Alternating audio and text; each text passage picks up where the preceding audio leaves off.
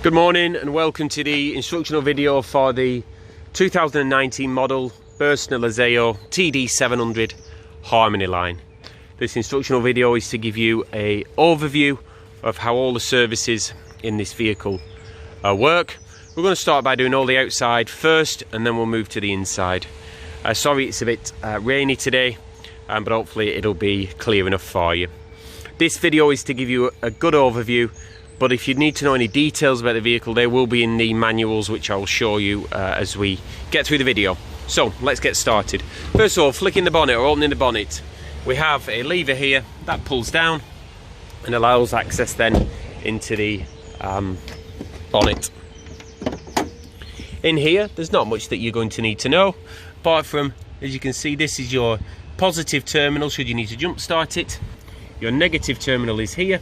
We have oil, dipstick, and then washer fluid is over on this left hand side. As we move round the vehicle, the electric step is controlled by a button just on the inside of the habitation door, which is here. And we also have the awning light, which is controlled from inside, and the full awning with the LED lighting. The LED lights again are controlled by a button inside. In terms of the awning, it operates by using an awning pole, which is currently stored in the garage here. This goes into the hole on the left hand side of the awning, a quarter turn, and then that locks in. We then wind the awning out using the pole just as far as we need to reach it, somewhere approximately here. We never wind it the full way out because it's too much weight on the awning.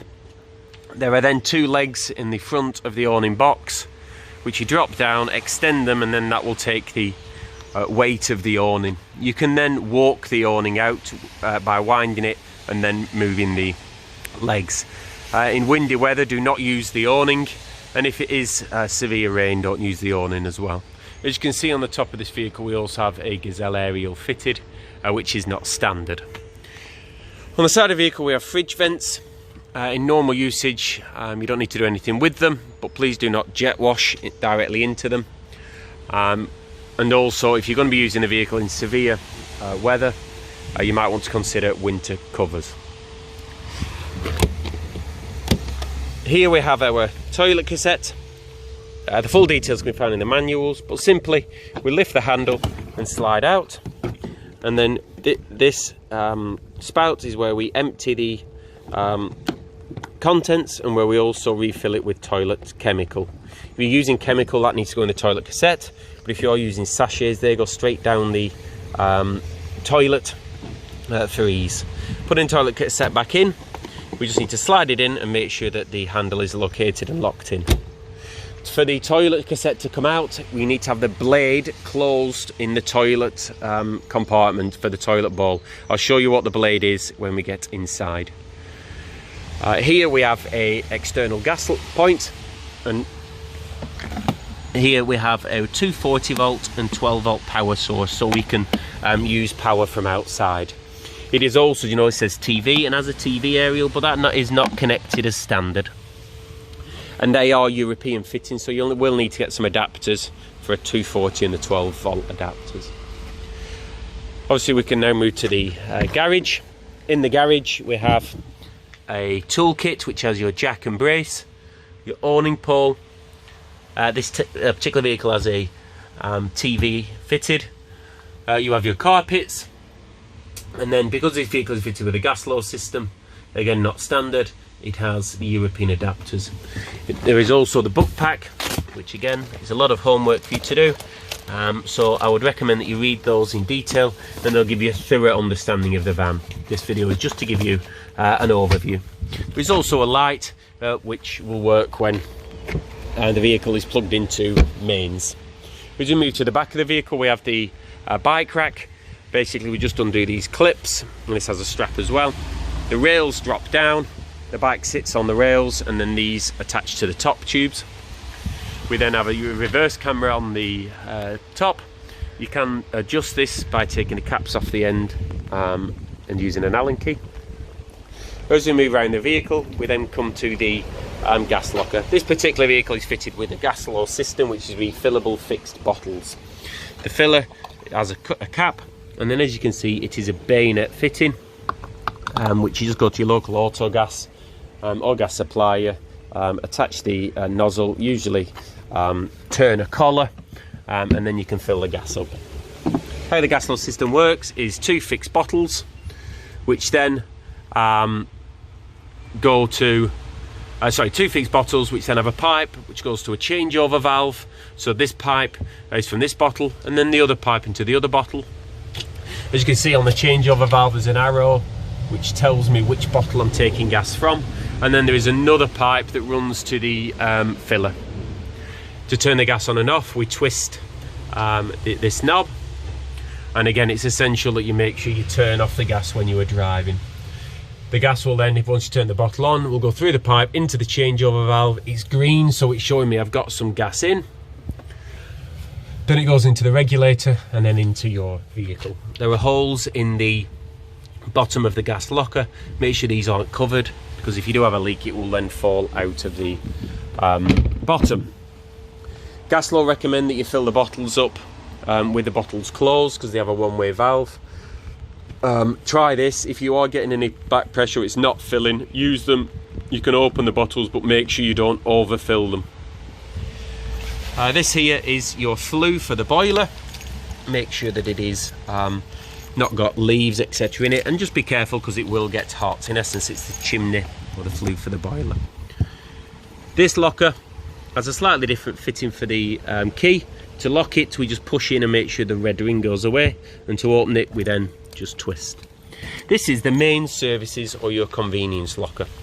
First of all, we have a key and a plastic spout, which we'll come to in a minute. But the key, which is the black key, refers to this little symbol which tells me that it's my waste. So as we look under the van, we have a waste pipe, and we also have a shaft that we can put the key on, which allows us to quarter turn, which allows us to open the waste. So open and close in the waste. So that's our grey. So yeah, that was for the grey waste. We had a bit of technical difficulties there, so this is part 2. Filling up this is your fresh water system. To fill up the fresh water, we really take off this cap, use the spout. That sits on the filler, and then you have your hose pipe that runs through. And we have this in case you do overflow and it doesn't flow into the vehicle. That stores just on there, and then you use the key for the grey waste to hold it in.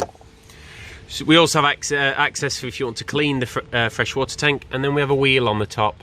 The wheel on the top is for draining the freshwater system. So to drain the freshwater system down to 20 litres or travelling water, all we do is turn it 180 degrees. That will then open the valve. And then to close it, it's 180 degrees. That will drop it down to 20 litres. If I turn the wheel all the way anti-clockwise till I feel some resistance, that will drain the whole tank. We also then have hookup. So we hook our hookup cable into there, and then through this little notch, which will allow you to lock the hookup cable away. We also have a separate valve, which is just another drain valve on the hot water feed, because there's quite a few water pipes in this vehicle. And then we have this box, which has a blue diamond on and a button on the side. This is your frost protection valve. If your vehicle drops below 6 degrees and there's water in the boiler, this will automatically open. It will do it itself, but you'll need to reset this. So to reset it, we turn the diamond and push the button in. If the button doesn't go in, it's still too cold in this area. So we recommend you get the heating on. The heating runs through these pipes, and that will warm this area up and then allow you to reset it.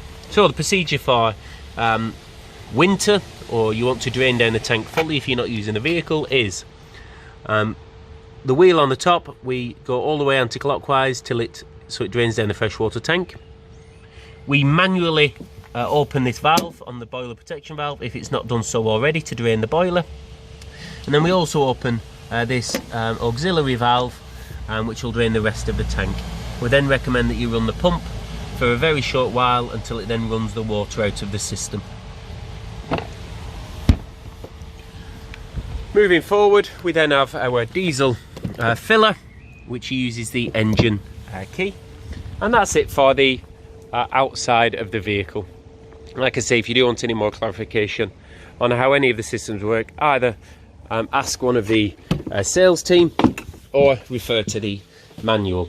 Okay, so let's get out of the rain and move inside. So we will start from the rear of the vehicle and we'll move forward. So on this model, which is a TD700, there are various lights around about the vehicle which can be removed. They sit in a rail, so we put them in and twist. We have the wardrobes in the back on both sides, and the blinds are on simple pull blinds, but on every window and roof light there is a fly screen and a blackout blind. Please be careful with these, they are designed to be as strong but as light as possible. And then that's just the other wardrobe. Again, there are various light switches around. The shower is pretty self-explanatory and simple, it's like a normal shower. And then we move to the toilet area. So, as I mentioned outside, the toilet has a blade which is operated by this handle. And the blade, I don't know if you can see, but that allows access into the toilet. And all we do is open and close. The toilet itself moves to get yourself comfortable, and then we have the flush, and then this indicates when the toilet cassette is full. The procedure for the toilet is pretty simple. It is open the blade, do your business, flush the toilet, and then close the blade. But again, the blade needs to be closed when you are emptying the toilet cassette, or else it will foul. Just in here we have obviously a toiletry cupboard, and then underneath the unit as well we have the light switch and also a 240 socket. Sink's pretty self-explanatory, and there's a vent above that needs to be opened to allow it to breathe. In the kitchen area there is a, just move down here, there is a grill which has a travel latch, just needs to be lifted up. So you have the grill there. Underneath we have our trip switches and also some storage, and then we have our kitchen drawers which have the plugs in and also the TV remote, because there is a TV fitted in this particular vehicle. The 3-ring gas hob, pretty self-explanatory, and obviously the sink. The dividing door has a leather latch which then allows it to close with a big mirror, but make sure when travelling that this is secure.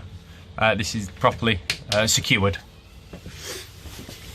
In the kitchen drawers here, the top drawer is our isolation or isolator taps for your gas.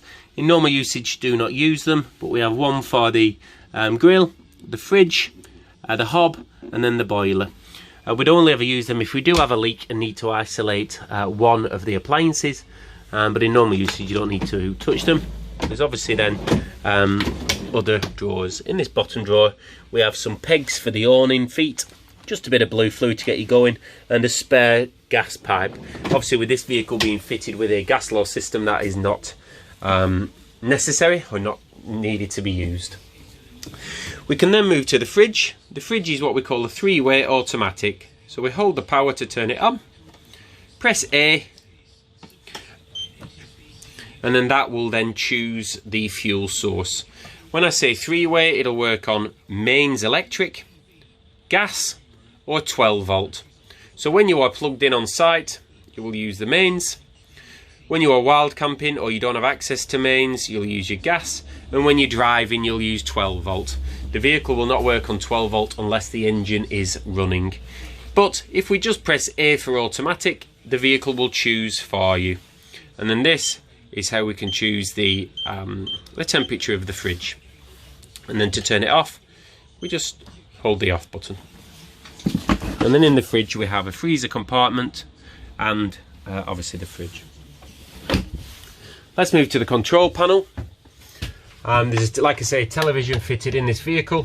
To release the telly, we just move the little handle to the left, which allows the telly to move and get for a better adjustment angle.